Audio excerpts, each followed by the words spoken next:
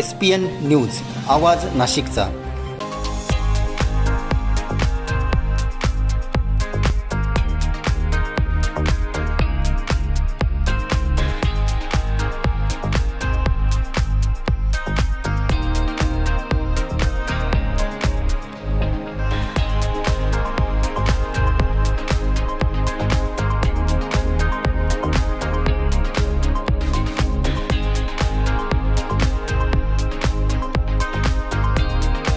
नमस्कार, मी शशिकांत निर्मळ।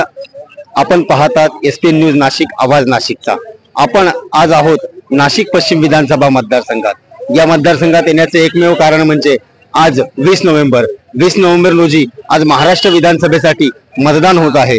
याच अनुषंगाने आपण या ठिकाणी आहोत। या ठिकाणी आपण मतदारांची या मतदानासाठी जो उत्कृष्ट असा प्रतिसाद आपण बघत आहात की माझ्या पाठीमागे बघू शकता की मतदान केंद्रावर जाण्यासाठी असंख्य मतदारांची या ठिकाणी एकच रांग लागलेली आहे। तसेच या ठिकाणी बघू शकता आपण की एक अपंग मतदार देखील या ठिकाणी आलेले आहेत। आपण त्यांना विचारणार आहोत की कुठून आले दादा आपण?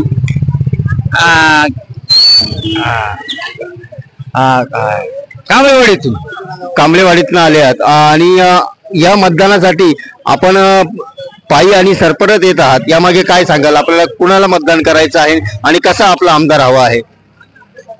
कमळला पुन्हा एकदा फडणवीस साहेबांचं सरकार हवं आहे का? काय सांगायचे असं? कमळलाच त्यांना मतदान करायचं आहे अशी त्यांची इच्छा आहे। या ठिकाणी अजूनही काही महिला भगिनी आहेत, आपण त्यांना विचारणार आहोत की मतदान आज तुम्ही करतायत आणि कुठनं आलेत ताई?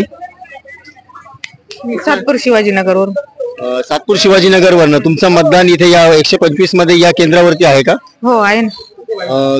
कोण कोण आलेले आहेत सोबत तुमच्या? एकटीच आहे। आणि कशा प्रकारचा आमदार तुम्हाला नाशिकचा हवा आहे आणि महाराष्ट्रात कोणाची सत्ता हवी आहे हे काय, याबद्दल काय सांगाल?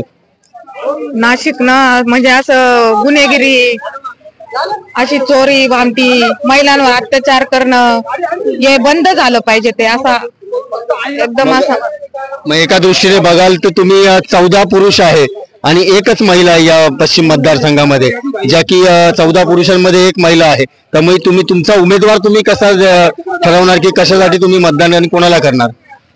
ठरवलंय ना, करून आले मी।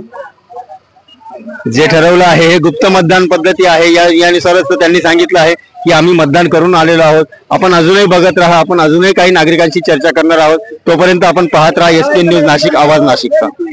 जसं की या ठिकाणी पश्चिम विधानसभा मतदारसंघात स्वारबाबा नगर या मतदान केंद्रावर या ठिकाणी महानगरपालिका शाळा आहे।